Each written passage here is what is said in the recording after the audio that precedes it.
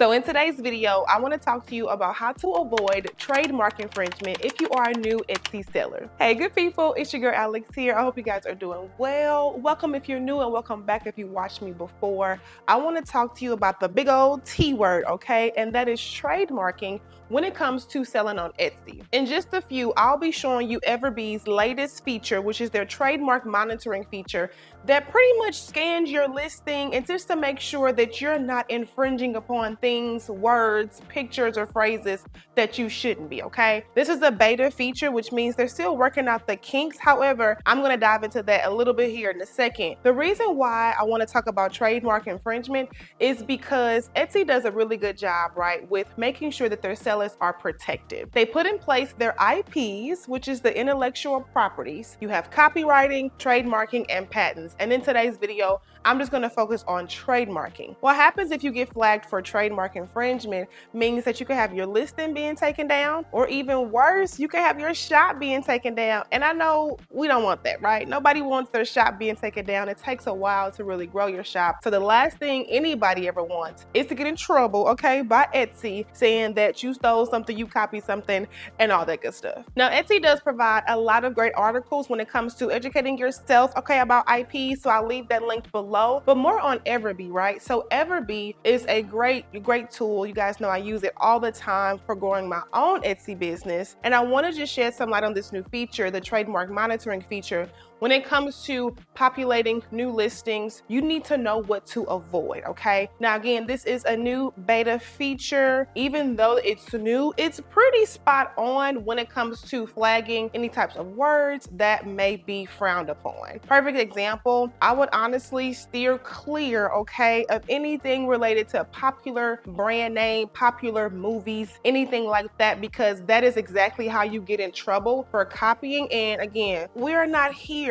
putting in all this work just for have things to be taken down. If you want to start using this feature, you may notice that it's going to flag unnecessary things like the words are, right, or the. And that's pretty normal. I don't want you to panic if you see that. But again, this is a new feature. So just keep in mind that some things may pop up that you know good and well you're not infringing upon. It just happens to be flagged because Everbee is also synced with the trademarking site, okay? So it's synced with the USTPO.gov site, which gives you more access to check and make sure that you're not infringing upon any type of trademarking issues, honey, and you are good to go. Now, in the event that you are alerted that your product is flagged, Etsy will send you an email and they will pretty much take it from there. You'll get an email saying like, dear seller, this particular product is infringing upon our copyright or trademarking rights, and they will notify you. Now, depending on that process, okay, that can take between 3 to 5 business days. Depending on their final decision, you may have to just risk that listing being taken down. And hey, that's a learning curve, okay? That is a learning moment. I think that that is better than getting your whole shop taken down and closed. However, again, I just want you to avoid any type of brand names, logos, things that you know you shouldn't be copying, okay? If you feel that you shouldn't, 9 times out of 10, you probably shouldn't go with that idea, okay? Because again, it is a very serious matter and you put a lot of work in building your shop. So I want to make sure you avoid these little things that you may not know. And if you're new to this, you may not know this at all. And so that's why using this feature in Everbee will help you avoid these mistakes. So that way you won't get in trouble. Now, if you do get flagged for a trademark infringement, you do have the chance to fix it. And that's the good thing about it. Everbee allows you to fix it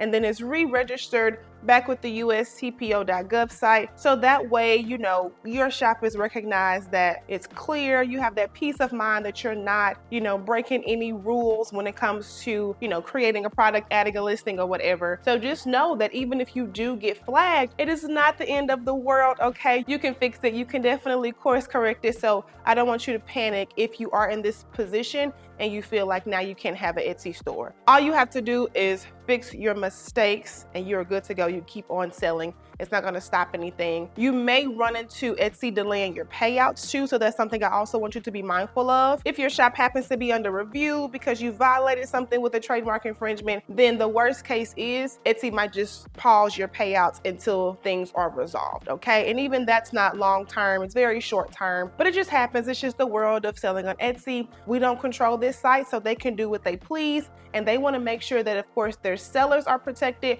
but also that their buyers are as well. So I know that there might be a few opinions out there about what to avoid, what designs you shouldn't make. And let me just say this, everybody, of course, is entitled to their opinion. I just want to make some things clear when it comes to what I know you definitely should avoid and things that you might be able to get away with as far as, like, you know, the loopholes. So going back to popular brands, I would personally avoid anything relating to like Disney, Jordan shoes, you know, things like that, because those are obvious brand names that you just can't copy from. And if that's something that you want to look into, I would honestly just stop right there and try to just pivot, because those are obvious brands that you cannot copy.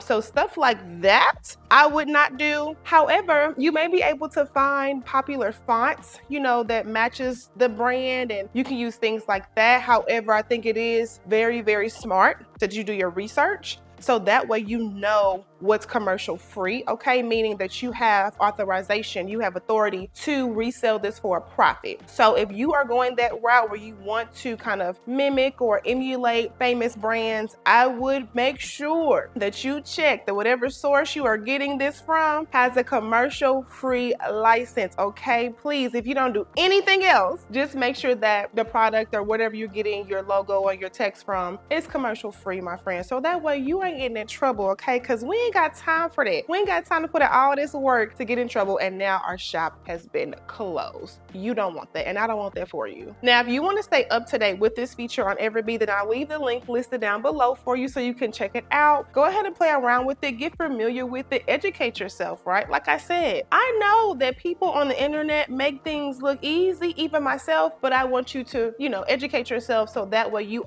just know what you need to know for yourself and for your shop, okay? So I'll leave that link below, as well as those Etsy articles. But also, if you're new to Etsy and print on demand and just e-commerce in general, I'll leave some videos here for you so you can enjoy. As always, thank you so much for watching. Subscribe if you're liking the vibe, and I'm gonna catch you in my next video. Bye, y'all.